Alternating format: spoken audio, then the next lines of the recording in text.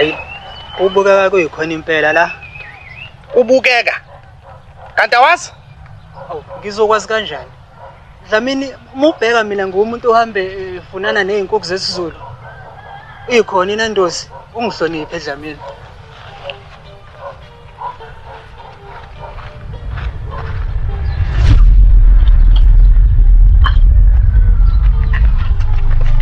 Hawu, siyakhuleka ekhaya. Sihambe sifuna la kudayiswa khona izinkukhu. Hayi, khona phela lamuntu. Yasho baba. Yasho. Yasho. Hayi, sengi-right, thank you.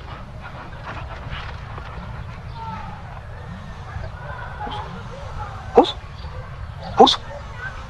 Hayi ngiyathamba ndoda ukuthi wena uzothenga inkukhu la. Ngiyacela nje thana yisi. Yeah, man. Yes. Yeah. Yes. Yeah. Yes. Yes. Manini la madoda ngiyabuya manje.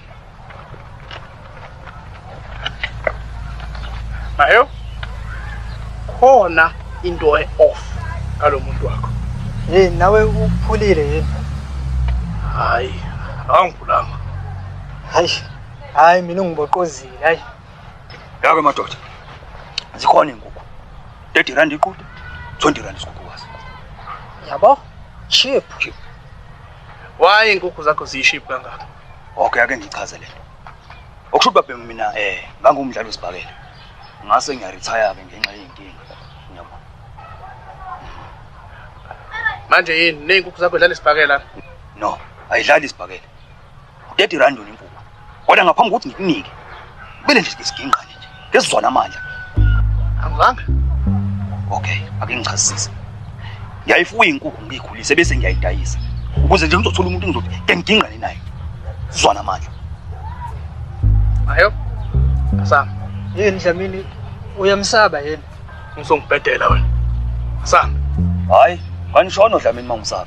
Ngiyasabeka vele ngiyazi. Ya. Vuma Dlamini mumsaba. Okay. Asil. Awuso. Now we're talking. Uzweke. Mana. Ubani ukulethela qhayi? Nami. Okay. Wazampemba. Wasisho. Hawu. Ngiyaphi manje mina? Yazi ngenze yini? Ngiqala ngomuntu othumela umuntu la kuqala. Uyabo? Ngoba abantu banokuthumela abantu la. Ngoba befuna ngibashaye. Hayi ngoba befuna inkukhu.